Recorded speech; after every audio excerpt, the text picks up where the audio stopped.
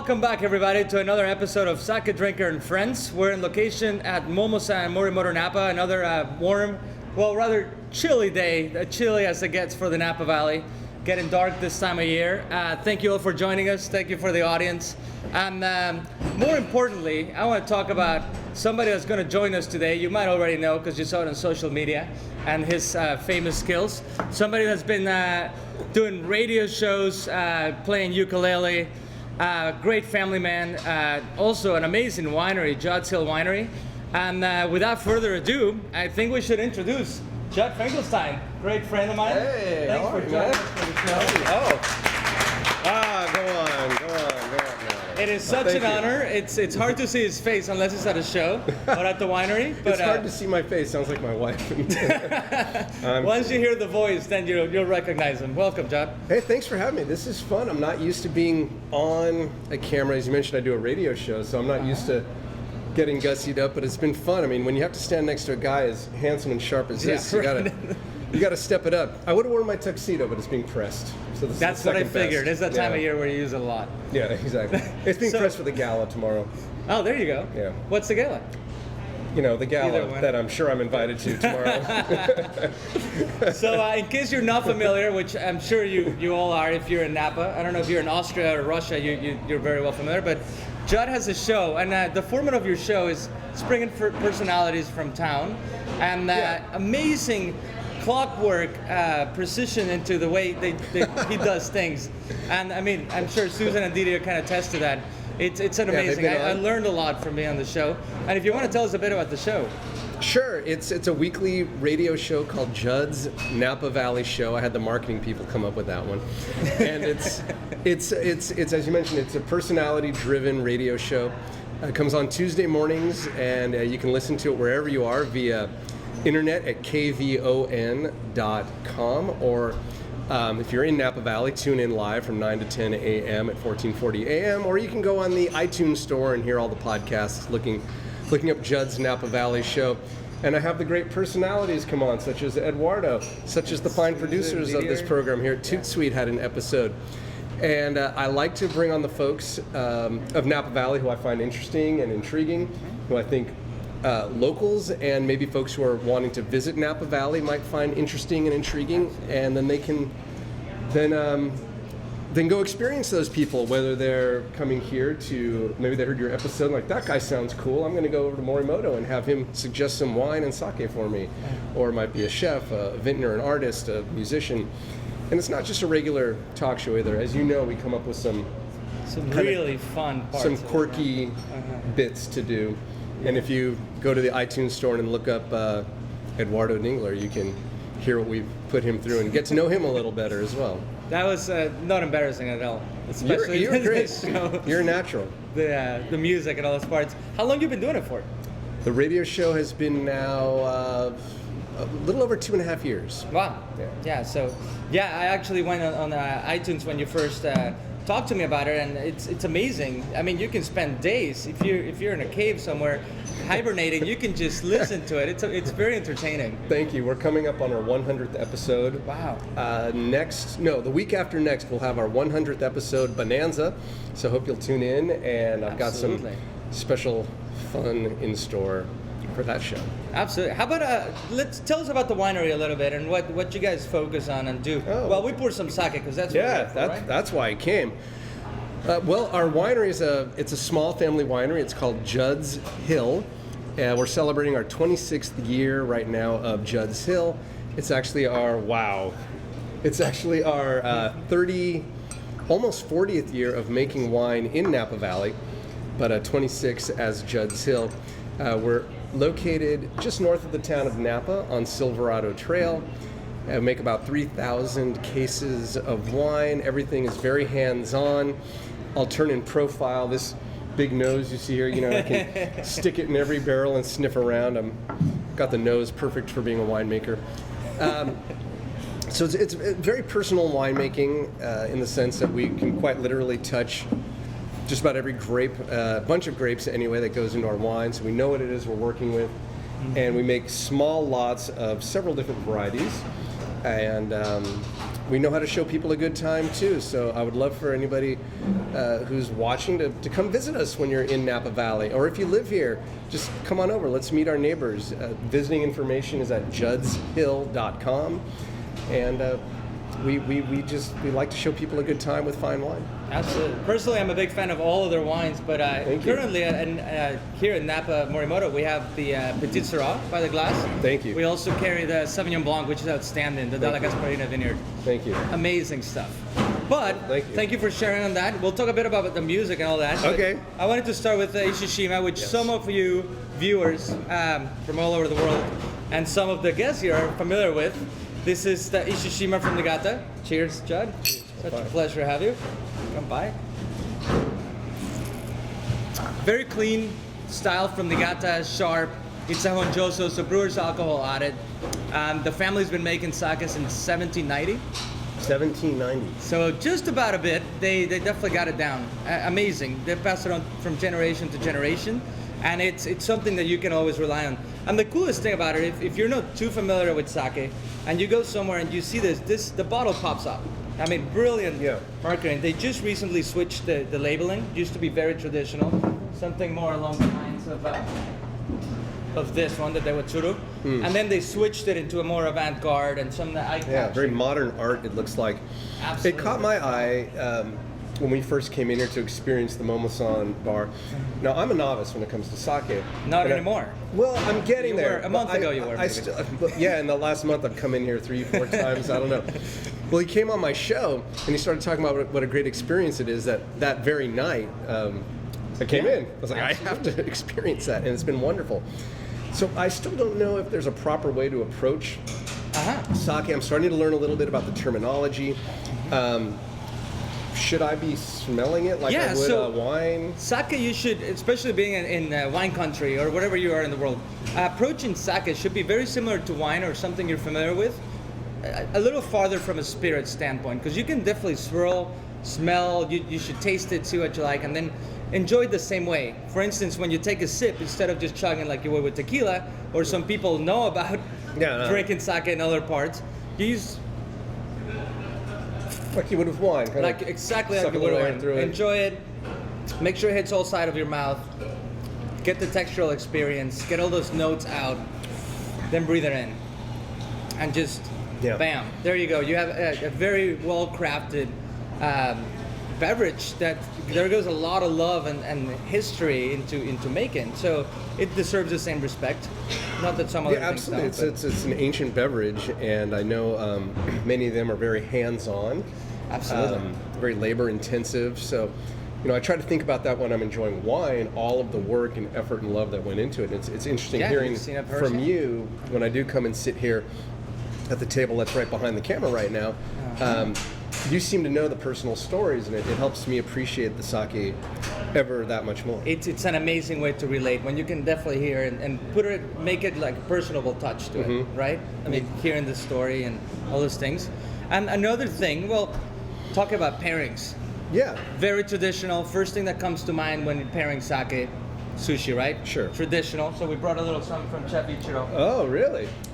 He did some hirame sashimi. Ooh, wow.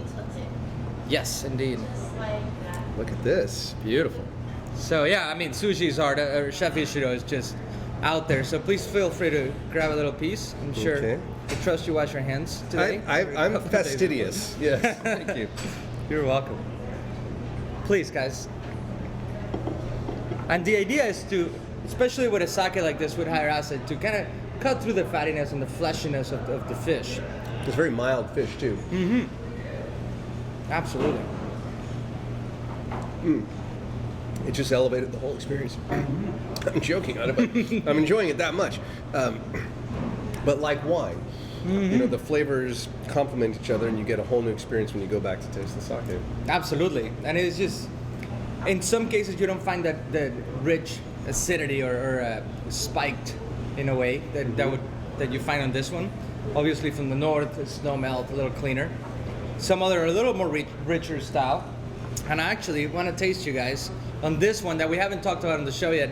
And I mean, at this point, you're very well related to regular kinds of sake, right? Junmai, Junmai Ginjo, Daiginjo. I've been learning terminology. what those mean. That has to do with the milling of the rice Exactly. and how close to the core of the rice grain you get, right? And how pure you get into the center, and just more elegant and feminine in style. So I want to ask you, because, I mean, better is such a subjective term.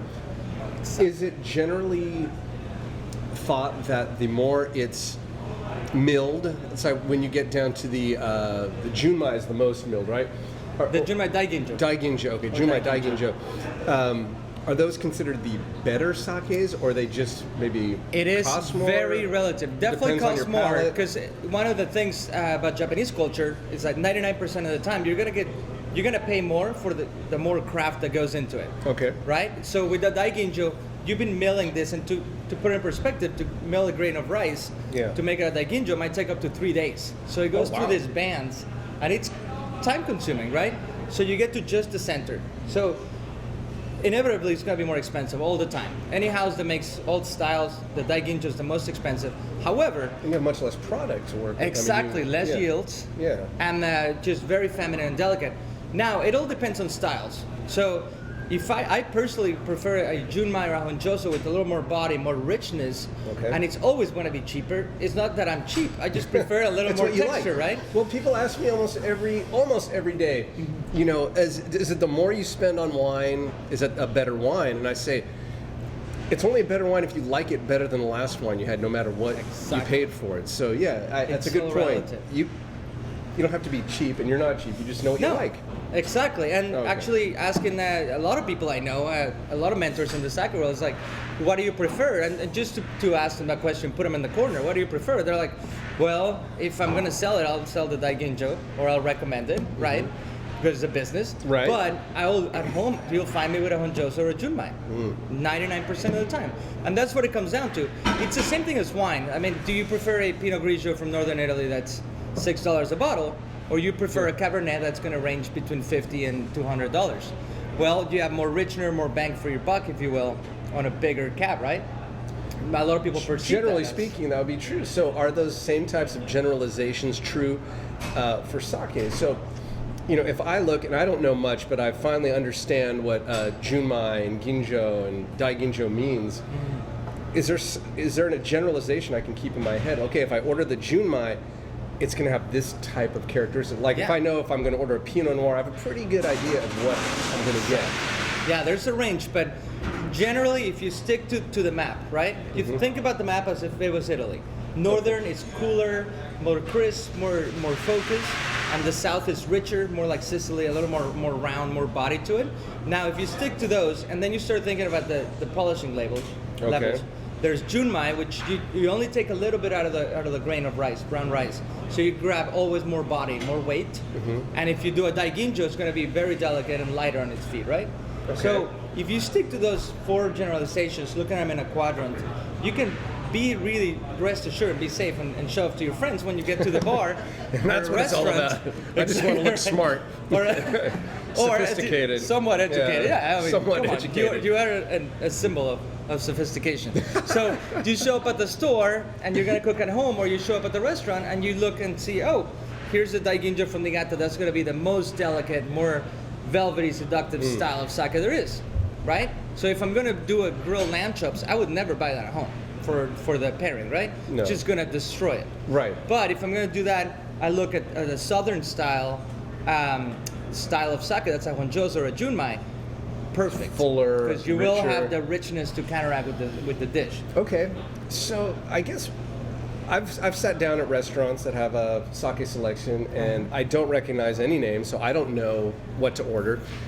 So I'll ask for a recommendation. They almost always say, well, what do you normally like? And I said, well, I think I like the more dry, crisp. I'm not as into the tropical. Some of them can get kind of tropical and banana-y. Sweetie. A little bit of yeah. fruit sweetness. I'm not saying I dislike it, but I prefer the crisp, dry. I'm new to all this, so I don't know all the terminology, but I like that crisp, dry, something like this, and I've had this before and I Totally. enjoy very much. So what should I be looking for in general? You should be looking for most likely a northern style, either Junmai, Honjoso, or Ginjo. And that's gonna be like From the cleaner. north. Yes. If you stick to a southern side, from And the then north. how do I know that? How do I know what comes from the north? Stick and is this to- the rice that comes from the You north? can write or- it down. Stick down to Hokkaido. Okay. Here's a pen. Thank you. Okay. Hokkaido. Hokkaido, Akita, Niigata. Niigata. Those three places generally are going to give you a pretty clean, focused style, right? Okay. And if you look at the south, you look at Nara Prefecture, NADA, Gunma, South is not a. Nara, Okay. Gunma, like Gunma, Okay. Hiroshima. Yep. Familiar with that? Sure. So those are generally going to be a little richer, All right. right? And of course, with everything in the world, Notes. you even have the map in there. Wow. Yeah. So that you'd be in pretty safe hands to say that's what it is. Safe hands, literally. Exactly. I'm keeping it right here. Totally. I'm going across the street to the ink and I'm going to get this tattoo. We'll get you all So set. I'm never lost again when I need a good sake. Tattooed permanently. Put on your forehead too. Let's see. And then for next to keep the tasting going, Please, let's. some, as I said, we've never done before. This will go amazingly with something from Chef Mark coming, which I think, Laura, do you see the s'mores in there? So this one is an aged sake. Aged sake. Yes, this is called koshu. Koshu. Now koshu, there you go, has several meanings in Japan, in Japanese. Koshu can mean old. Yes. Koshu is also a grape varietal that's indigenous of Yamanashi in the center of Japan. Okay. And koshu, it's aged as well. So this style, specifically the Morimoto sake, here, I'll lead to the bottom. Koshu, it's not made under the supervision of a rabbi? Indeed, that's another whole other. We can get into that. That's ballpark. kosher. Thank you. Kosher. Okay, sorry, I was close. Koshu. All right. Koshu. All right. In this case, it's been aged, so they make a junmai, the regular junmai, and then in this case they store it in the porcelain container, so it imparts no flavor, no aromas. It's tight, right? Sealed tight. You get no interaction, no angel share, or minimal, and it just becomes this beauty. It's an amazing color. That's just. And the color comes from. Ooh, there's food coming. Oh, there is food coming. Wow. Well, this is the ideal pairing. Oh, wow, really? But first, since we have Chef Mark here, we're gonna talk about this. He's been working on the street for about 3 weeks, 3 years to 3 weeks to perfect. No, that's pretty quick. I only took a couple tries at it, but yeah, I got we have a sake sphere underneath a Sapporo foam, so it's kind of like a sake bomb, but just a little bit. Incorporation of the texture is a little bit different. So Right back to my college days. yeah, exactly. Yeah. Exactly. Wow. Yeah. So one thing that's obviously forbidden at any Morimoto restaurant or this caliber of restaurants is sake bombs, right? You So wouldn't serve it if someone asked for it. We don't serve it. Okay. We don't push it. I mean, in rare occasions, we've done some like super high end. But if somebody over there, let's say in I don't know, Uruguay or Ukraine, is watching the show and they don't know what a sake bomb is, you grab a beer, right? Yep. Then you put chopsticks on top. You put a shot of sake, and then by banging on the table, which is extremely disruptive to other dining Yeah. fellows, you bang on the table until it opens, the chopsticks give up, and then the sake falls in and you chug it. Right. Chug it, meaning drinking really fast, the whole thing. There's no savoring the sake bomb. No, Definitely not it just savory. goes down pretty quick. Yeah. You're looking okay. for a quick fix. But Chef Mark has this amazing artistic way to doing things. So we talked about it, and he just came up with this. So what he's done, as he said, is the spherification of the sake, which I invite everybody to have a taste, please. Here, I'll grab one for us. Oh, thank you, Eduardo. Absolutely. Thank you. You're welcome. Is this to be enjoyed with Oh, this? no. This is just a little intermission. Intermission. All right. So, Cheers. kampai, guys. Kampai. Just as if you were at a loud bar. Hey, intermission. And this is one shot. Yeah, and just pop it with your tongue and. Wow. That is something else. Ooh. Wow. The effervescence is incredible. Yes. Wow. That's a nice little surprise, huh? Yeah. I mean, it was like a sake bomb, but Yeah. really fine sake bomb. Absolutely. Like the French Laundry sake bomb. Right. No, the Morimoto sake. The Morimoto sake bomb. So, about spherification, for everybody that's watching and didn't get to see it because it's in the foam, it's a little membrane, right? Yeah. That collects. Yeah, we have like a alginate bath, which just has sodium alginate and water mixed into it. And then with the sake, we have a little bit of calcium lactate, sodium citrate, and xanthan gum just to give it a little bit more viscosity. We freeze it, and luckily we have a super freezer that gets down to negative 75 degrees, so that's able to freeze the sake. And then we drop the frozen sake into the sodium alginate bath. It thaws it out, and then we put it in a stop bath, which is just regular water. And then we store them in sake to kind of preserve the flavor of the sake a little bit more, and that's about it. And then the beer foam's just Sapporo beer with a little bit of soy lecithin that we use the hand blender to whip up and make foamy. Is this something folks could have here, or you just whip this up for this? Yes, we eventually will have That's it. This incredible. is the first time we do it. That's so creative. He You just finally, whip that up. That's- just in time, he crafted the perfect combination for the show. Because they knew you were coming, and you love sake bombs. Like your name is.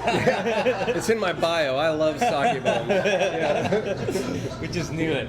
So that's awesome. So, just to recap, if you're trying to do this at home, you need a super freezer. It's gonna go below Right. So you need some alginate. Yeah. You need some Xanthan sodium gum. something citrate. Calcium lactate. Yeah, calcium lactate. So if you work at a lab and you have a super freezer, Yeah, it's you easy to got it make this made. at home. Or if you want to even use put like some kind of flavoring agent in with your sake to make the freezing temperature a little bit lower, you can do that. Like you can put yuzu with your sake and then put all the rest of the additives to it and then freeze it, and it should freeze up a little bit more easily than Totally. just straight up sake. Totally. And if not, just come and visit Jeff, and we'll give you the number. You can text him at any time. Yeah, definitely. Give his personal number. Yeah. Those parties too. Yeah, most definitely. Awesome. Yeah. Thank you so much, Jeff. Thank you for having This is me. amazing. And then tell us real quick about this, which will be the pairing for the current sake. Yeah. This is our s'more. It's kind of dying right now, but on the bottom we have chocolate fouettine, then we have a soy mousse, and then a graham cracker ice cream, and then more marshmallow, and then just a little piece of chocolate decor, and then graham cracker You should crumble on the actually side. taste the That's pairing, gorgeous. too. Tell us. Deal with this.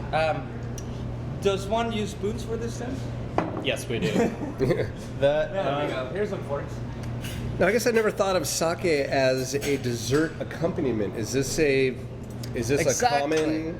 So one thing that we're trying to pairing? break through the show and to everybody that's watching is how sake can be so versatile. You don't only do it as we did it at the beginning. Actually, here, take one of those. We did it at the beginning with the traditional sushi pairing, right? Yeah. And in this case, we're pushing the envelope with a richer style sake, and we're gonna you incorporate flavors of smoked soy, chocolate, and a little sweetness and balancing, savory. And then, you tell us how it works. Go ahead. Okay. If I must. Absolutely.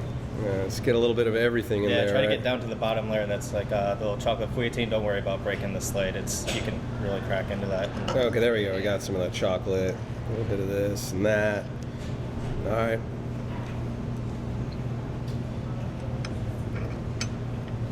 Okay, well that's wonderful. So many elements of sweet, Textures and texture, flavors. salty, textures, layers. Now this is gonna be fun. I've never.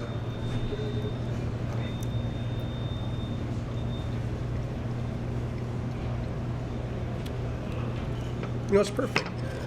It's not a sweet sake, which I appreciate because often I don't really enjoy dessert wines with dessert. I enjoy dessert wine as a dessert, but not with the dessert because I find the same boat. sweets compete with each other. So the fact that this is just a nice, dry, Almost yet nutty, it's got well, that's what I was gonna say. It's exactly the word, matterized. It almost has that old Madeira type feel to it, which is a great accompaniment to desserts without being a sweet wine. This is absolutely the perfect pair. Well done. Anthony, who works with 100%. us, came up with that. That's just money. We've done it for several events, and it always takes the price. Actually, in the current issue of Sake Today magazine, you can find this pairing itself. And Yeah. sake today. Sake Today It's the centerfold in sake today. Is this? Yeah. It is indeed. Yeah. It's a poster for your room. Well, the poster from my room is actually him on the cover in the swimsuit issue. Let's not talk about that one anymore. Oh, okay. I've got that up on my wall. Yes. That is money. That's so good. Thanks, Chef. Also, well, let me tell you real quick to wrap up on koshu and the whole subject. Koshu, as we said, is aged. So obviously, you're putting an investment of certain time. There's up to 30 years, if no more. I mean, this is sort of an unorthodox way of making sake. So it adds a price, right? As you can see by the size difference on the bottles, this one goes to about $150, $190. That would be like a retail price on that? Actually, in a list, the retail would be probably 80 Still, or so. okay. Although this one you cannot find retail. We could sell it here at Morimoto, but the point is you can find different koshus at a restaurant or at a retail place as sake is gaining force. So it's never going to be a value-driven item, right? No, it's an experiential treat. Exactly. Yeah. But you got to be really careful because I've had certain koshus that are just out there. I mean, this as it is an acquired taste, and it's outstanding, especially with the pairing. I don't know. That was my first time. I don't think I need to acquire it. That's fabulous. It's there. Yeah. However, yeah, I mean, we've come across with some. We have one or two at home that are just a little too much. So you need to find the right. I don't know. It's like having wet socks in there for a while and enjoy it. A bad connotation, but just be careful when you buy koshus. I mean, you're pretty safe with the Morimoto. I'm not endorsing it today, but it's there. But yeah, pretty fun stuff. Yeah, wow. That was eye-opening. Yeah, so try this at home. If you have a little smoked soy, little chocolate, we put it in there. Oh yeah, definitely. Fully and crisp, a torch. Can one smoke a soy? How do you get smoked soy? Chef. It's just basically, I think they smoke the soybeans before they soak it, and then they actually reduce the soy, so it comes a little bit more viscous and a little more concentrated in flavor. Yeah, no, it's delicious. It is. Another thing, item that's easy to find at a Japanese store is called kuromitsu, which is kuromitsu. Write it down. Kuromitsu. It's Japanese molasses. Really easy to find, right? I mean, it's got the Japanese symbols, and it says kuromitsu. That one with the koshu sake, amazing as well. Or a smoky Pinot Noir, like those from the fire. I can see that. And with that in mind, I mean, this went super fast. It was such an honor to have you. Are we Chef. done? Thank you for having me. That is a wrap. Can we do another? This is too. I'm not ready to go. Let's do the next They're one. bringing out food and Just sake. keep it rolling. I'm not leaving. Oh, here is the kuromitsu. Thank you very much, lady. So, look for that at the store. Amazing Japanese molasses. They work on pancakes too. And till next issue of the Sake Drinker and Friends. And it's so good to see you. Tell us if you have upcoming shows with the ukulele. I don't have any upcoming shows with the ukulele, but keep an eye on our Judd's Hill website under the events tab. There's always fun things going on at the winery. Oftentimes, my group, the Maikai Gents, playing our old-time Hawaiian music, is going. We have our Hanukkah Hootenanny coming up this weekend. There's always something going on. So check in at juddshill.com, and I hope to see you. And don't forget to check in ToutSuite.com for upcoming events as well. It's pretty exciting. Make sure you catch up on all the Napa Valley Film Festival that happened a couple weeks ago. And they put a lot of love into that, and just the show was outstanding. And thank you all for having us. Thank you. For coming. Thank you. Cheers. It's acting.